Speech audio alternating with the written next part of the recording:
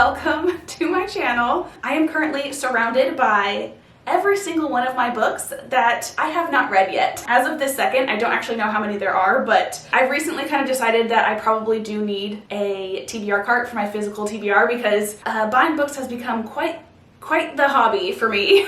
And I recently did reorganize my shelves where the entire bottom shelf was basically full of all of the books that I haven't read yet. And honestly, that idea was much better in theory than it was in reality because I just didn't like the way it looked. I very much made these shelves the way that they are because I want them to be very aesthetically pleasing. And one just like full shelf packed with a bunch of random books just didn't look that great, you know? So we're gonna kind of organize my entire physical TBR, put my like TBR cart together, and I say it in bunny ears because I'm not actually buying a TBR cart. I was very tempted to, but they're like 40 bucks and I can't help but think of like the books that I would rather buy with that money versus a cart to hold them, if that makes any sense. But also to just like my style in general, I like a lot of like antique and thrifted things, and I have like a hand-me-down little like shelving unit thing that I think we're gonna try to use as my TBR cart instead of purchasing something new. So that's basically what we're doing today. We're gonna kind of like try to organize this mountain of books and kind of like put together my new TBR cart. I do kind of want to put these in some sort of order. The way that I had them organized before, where they were just kind of like in a giant row, but then also I did still have quite a few like sprinkled throughout my shelves, was just kind of hard to like pick a book. Like if I wanted to read like say a thriller, it wasn't like a clear space that I could just go to and pick a thriller. It was just kind of like, where are they? So the first step is definitely going to be to just like organize these into different genres. So let's go ahead and do that.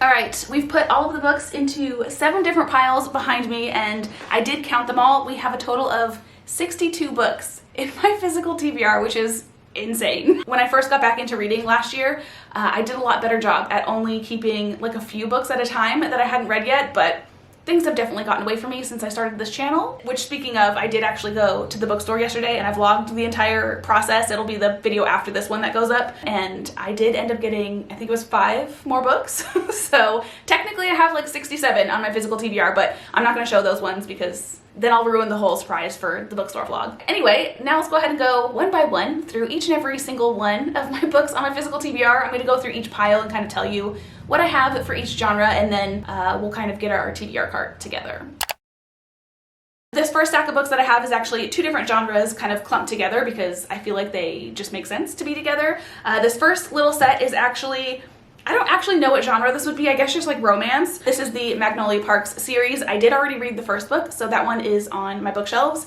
And these 3 I just have not gotten to yet. And then the other little half of that stack was all of my poetry books. So we have Violet Bent Backwards Over the Grass by Lana Del Rey, The Life of the Party by Olivia Gatwood, Sweet Dark by Savannah Brown, The Girl Aquarium by Jen Campbell, and then Oil Spill by Dylan Saucedo. I feel like I literally just talked about these books. And I do plan on doing like a reading poetry for a week video. I just have not had the time to do it yet. So that should be coming hopefully within the next month or so. I don't really know exactly when, but that's an idea that's floating around. This first one that we have is Lessons in Chemistry, and I literally got this book purely because the cover was just so cool, like the actual hardcover itself. I do not have the dust jacket for this anymore. I believe I threw it away. Oh no, I still have it. It's in the corner of my room. Okay, I was gonna say, I kind of regret doing that, but I still have it. And then we have Really Good Actually, and this is another one that I got because the cover was too stinking cute. Maggie's marriage has ended just 608 days after it started, but she's fine. She's doing really good, actually. So yeah, this is basically about someone's life after divorce, I guess. Which honestly, life type of things like this aren't typically something that I want to read, but this one seems to be kind of like on the humorous side. So I think I'm gonna like this one. And then we have a couple of Book of the Month books. Again, they just kind of have like a very lifestyle-y type of vibe to them. This one is Advika and the Hollywood Wives. This one is actually one that's technically on my TBR for this month, but I don't think I'm gonna get to it, to be honest. And then we have The Collected Regrets of Clover, and this is actually about a death doula, which basically means she is someone that, like, I guess spends time with people and kind of like makes people's deaths as easy for them as possible or something like that. But in the process of like being a death doula, she ends up like not really having a life of her own because she's spending so much time at the end of other people's lives. And basically one of the people that she's a death doula for, I guess, convinces her to get a life, essentially. And I really love the idea of this book, but honestly, it sounds like it could be very depressing. So I've been kind of like hesitant to get into this one. And then the other one that I have that's very, very lifestyle is Sirens and Muses by Antonia Ingris. Again, this is another one that I got purely because of the cover. It's essentially about a group of people that go to an art school. And I actually did start reading this one. I'm on page 112. So I got about a third of the way through, and I just have not picked this up in a very long time. And that's not because the book isn't interesting, it's just kind of slow. Books that are purely like lifestyle vibes, where it feels like there's no real rhyme or reason for the book, it's just kind of like a collection of days in some person's life, those ones are really hard for me to read. I feel like those are the ones that I need to kind of just like slowly pick up here and there and just kind of like eventually get through them. Or maybe they're just not the genre for me. I don't know. Anyway, the last two books that I have in this pile, again, kind of give me lifestyle vibes, but also potentially a little bit of magic as well. So this is The Wishing Game, and essentially this is like Charlie in the Chocolate Factory kind of vibe, but with an author. If I can remember correctly, basically there's like a really popular author that hasn't written a book in a really long time, and they finally do, but there's only going to be like a certain amount of copies that exist, so people are like vying for the chance to get a copy of this book or something like that. And this one I definitely don't think actually has any magic. Like the cover kind of makes it look like it might have some magic in it, but I'm kind of like skimming through the synopsis and I don't think it does. And then the last one for the lifestyle one is Clytemnestra, and this is basically a like Greek mythology retelling. So again, technically I feel like it could be in the fantasy section, but I don't think there's actually any magic. It says like a tyrant king, and then I think his wife like kills him and kind of like tries to take the crown and that kind of thing. The first one that we have is If We Were Villains, and is this cover not like the cutest thing ever? This is a UK cover. Oliver Marks has just served 10 years for a murder he may or may not have committed. As a young actor at an elite conservatory, Oliver noticed that his talented classmates seemed to play the same characters on stage and off: villain, hero, temptress. But when the teachers change the casting, a good-natured rivalry turns ugly, and the play spills dangerously over into real life. When tragedy strikes, one of the 7 friends is found dead. The rest face their greatest acting challenge yet, convincing the police and themselves that they are blameless. So yeah, it's kind of like a murder mystery, I guess. And then we have Ninth House by Lee Bardugo. The setting for this book is Yale, so again we have that kind of like dark academia vibe, but also this one kind of has like a secret society that deals with like dark magic and things like that, so this sounds super, super cool. And then we have The Midnight in the Garden of Good and Evil, and this is actually a true crime book. This book is actually technically Kevin's, but I want to read it, so it's on my bookshelves for now. Basically, he got this because, again, it's a true crime in Savannah, Georgia, and that is one of his favorite places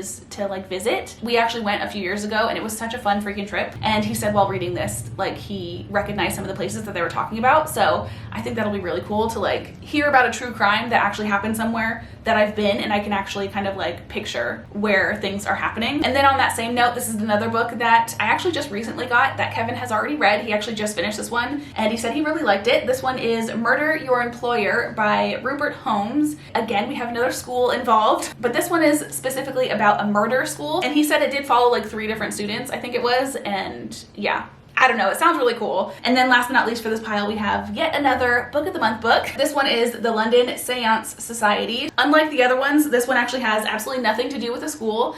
This one just kind of gave me the same type of dark academia vibes, even though there's no academia. This one, just kind of like skimming through, I think is about someone doing like a seance to solve a murder or something like that.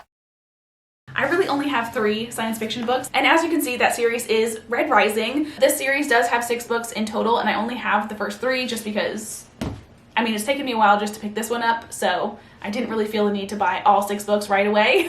This book has basically been described as a Hunger Games in space. I'm not like super in love with the whole space idea, if I'm honest, but I love Hunger Games. Anything like that, where there's like a competition to the death, I feel like I've said this so many times, but that kind of thing truly is like my favorite thing to read about. I love any kind of competition, specifically if there's like magic. And then we have Throne of Glass by Sarah J. Maas, and I am very, very excited to get into this series. I've been actually seeing a lot of TikToks recently about the specific order in which you're supposed to read these books. It's kind of making me extra excited. I actually found someone that did like a full-on like printout. I guess there's 2 books in the series that are really good if you kind of like tandem read them, which I've never done that before. Basically, you like read 2 books at the same time. Say you read 4 chapters of this one and then 5 chapters of this one and then 3 chapters of this one. It basically like walks you through like how to like ping pong between the 2 books, and that sounds really exciting to me actually. So I'm really excited to read these books. The only reason I haven't started it yet is because I am still reading the ACOTAR series, and I definitely want to finish that one before I start a whole nother series, especially one so large. And then next up we have another series. This is the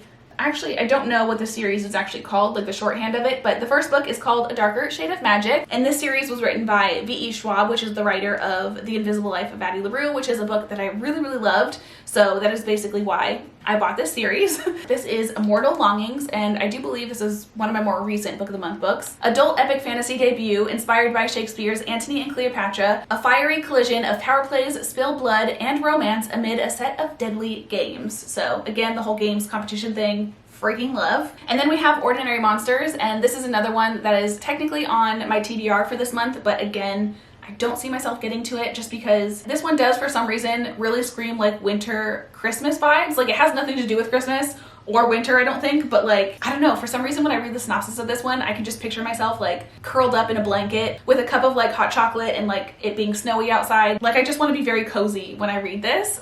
This one is about 2 teenagers that have powers, and basically they're being like chased by a man made of smoke. And then for some reason there's like a detective involved in this, so I don't know. It just kind of screams winter to me. And then last but not least, for our fantasy pile, we have Fourth Wing. I have been thinking about doing a reading vlog for this potentially just because it's everywhere, like everyone is talking about it, and I thought maybe it would be fun to put my 2 cents into the pile. Next up, on the same note of fantasy, we have all of our fantasy romances, and I do believe all of these are also spicy. I read my very first spicy fantasy romance in January, I believe, of this year, and I have not looked back since. That has definitely become my absolute favorite genre. Actually, there's a couple in here that are not fantasy, so let me get those out of the way first. We have the 50 Shades of Grey series, and I didn't really have any plans on buying the series, but I ended up seeing it at a thrift store last year for 25 cents a book. So I got this entire trilogy for freaking 75 cents, which is insane. So here she is. And then the rest of the pile is all actual spicy fantasy romances, which I feel like I've talked about all of these books a lot recently, so I'm just gonna kind of like skim through them really quickly. We have the first 3 books in the Hades spin-off series from the Hades and Persephone series. So we have A Game of Fate, A Game of Retribution, and then A Game of Gods. And then we also have the first 4 books in the Plated Prisoner series. So we have Guild, and then I think it's Glint, Gleam, and then Glow. And then the last book in this pile is The Court of the Vampire Queen by Katie Robert. And this is basically a reverse harem. So there's going to be the Vampire Queen, and then I think it's three dudes. And now, last but certainly not least, we have our thriller/horror pile. And the first few that I have are all slashers, which I did just recently haul, so I'm just gonna flip through them really quickly. But we have Cirque Berserk, The Cotton Candy Massacre, Them, which, does this not have like the coolest cover? Tastes Like Candy, and then Clown in a Cornfield. Funny enough, almost every single one of those books has a clown involved, and then also takes place at either like an amusement park or a circus of some sort. And then we have a few more actual just like horror books, and the first one is The Gathering Dark, and this is actually a collection of short horror stories, and I actually have read the first short story from this book like a while ago, and I gotta say, it was way creepier than I thought it was gonna be. Like, it gave me like the heebie-jeebies. Like, I was reading it before I went to bed, and I'm like, okay, I think I've had enough. The back of the book says, featuring stories from New York Times bestselling and critically acclaimed authors, The Gathering Dark presents some of the most terrifying folkloric tales. And then it does give like a list of all of the authors that wrote stories for this book. And one of them is Chloe Gong, who wrote Immortal Longings, which I didn't realize until just now. Next up we have The Haunting of Hill House, and this is another Kevin book. He watched the movie or the show on Netflix and really liked it, so then we went and bought the book. And then we have a couple of horror books that I bought last year, like last summer, and I still have not read them. I really like the cover of these. That's basically the main reason that I got them. But we have The Final Girls Support Group by Grady Hendrix. I didn't actually know what a final girl was when I bought this. I just saw like the bloody chair and was like, love it. But basically a final girl, I think, are like the last woman standing in like horror movies or like slasher movies. Yeah, it says in horror movies, the final girls are the ones left standing when the credits roll. So yeah, literally what I just said. They made it through the worst night of their lives, ... But what happens after? So I think this is about like literally a support group for final girls, which sounds kind of fun. So there's that one. And then we also have Manhunt by Gretchen Flecker Martin. Beth and Fran spend their days traveling the ravaged New England coast, hunting feral men and harvesting their organs in a gruesome effort to ensure they'll never face the same fate. Robbie lives by his gun and one hard-learned motto: other people aren't safe. After a brutal accident intertwines the three of them, this found family of survivors must navigate murderous turfs, a sociopathic billionaire bunker brat, and awkward relationship dynamics, all while outrunning packs of feral men and their own demons. This is definitely one that I just grabbed because I wanted to get into horror and this cover looked interesting, so I just picked it up. And I don't honestly know that I've ever read the back of this because that did not sound familiar to me at all. And I'm gonna be honest, don't know that I'm super interested. And then the very last horror book that we have is My Best Friend's Exorcism, also by Grady Hendrix. I got this one purely because the cover is super, super cool, but also I've heard really good things about just like Grady Hendrix in general. I'm kind of thinking about doing like a Grady Hendrix specific like reading vlog of some sort. So I definitely want to get a couple more of their books, but this is the one that was kind of like top of my list. And then the other half of this pile is all of our thrillers. The first one, again, is like my most recent purchase. This is How to Kill Men and Get Away with It.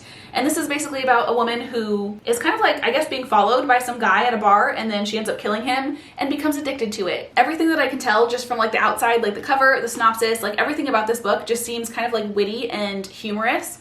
And I'm very, very excited to read this one. And then we have two books from the same series, The Marlowe Murder Club, which is another book that I've had for quite a long time. I got this one at the same time that I got these two. So I've also had this one on my shelf for a very long time, but just recently I got the second book in the series, Death Comes to Marlowe. I think this is basically about like a group of women who have a club where they solve murders. And then we have two Riley Sager books, which I just also recently talked about, so I'm not gonna like go over the plots or anything, but this one just came out. This one's called The Only One Left. And then this one is Home Before Dark. And the last couple of thrillers that I have are some more Book of the Month books. I love being subscribed to Book of the Month, but apparently I don't read the books very often. But we have My Murder, which is basically about a woman who gets murdered and then brought back to life, and she has to kind of like solve her murder. And then we have Killers of a Certain Age, which I think actually has kind of a similar vibe to the Marlowe Murder Club. I think it's about like older people kind of like solving crimes. Billy, Mary Alice, Helen, and Natalie have worked for the museum, an elite network of assassins, for 40 years. Now their talents are considered old school and no one appreciates what they have to offer in an age that relies more on technology than people skills. When the foursome is sent on an all-expenses paid vacation to mark their retirement, they are targeted by one of their own. So maybe not exactly like the Marlowe Murder Club. The first one I have is When Life Gives You Lululemons, and I did take the dust jacket off of this one because I've been kind of keeping Big Swiss in front of this one because Big Swiss was a book that I got purely because the cover was really cool and I want to be able to showcase it on my shelves, and that cover has a lot of yellow on it, so I thought having this behind it looked really nice, so that's where that's gonna go. And then we have The Bell Jar, and this is another one that I bought literally just because the cover of this is super, super cool. So this is definitely one that I want to display as well. And then we have In the Lives of Puppets by TJ Klune. This one doesn't necessarily have to go on my shelves, I guess, because it's not necessarily in and of itself like a display book, but I had it sitting next to a plant, and the green of the plant and the vase that I have it in, plus like the green text on the side, just look really nice together. So there's that one. And then last but not least, we have Just Like Home, which this is one that I kind of had next to the bell jar. I had it basically like this on my shelf. And with that, those are all 62 books that I currently have on my physical TBR. So now all we have to do is grab our TBR cart and start filling it up.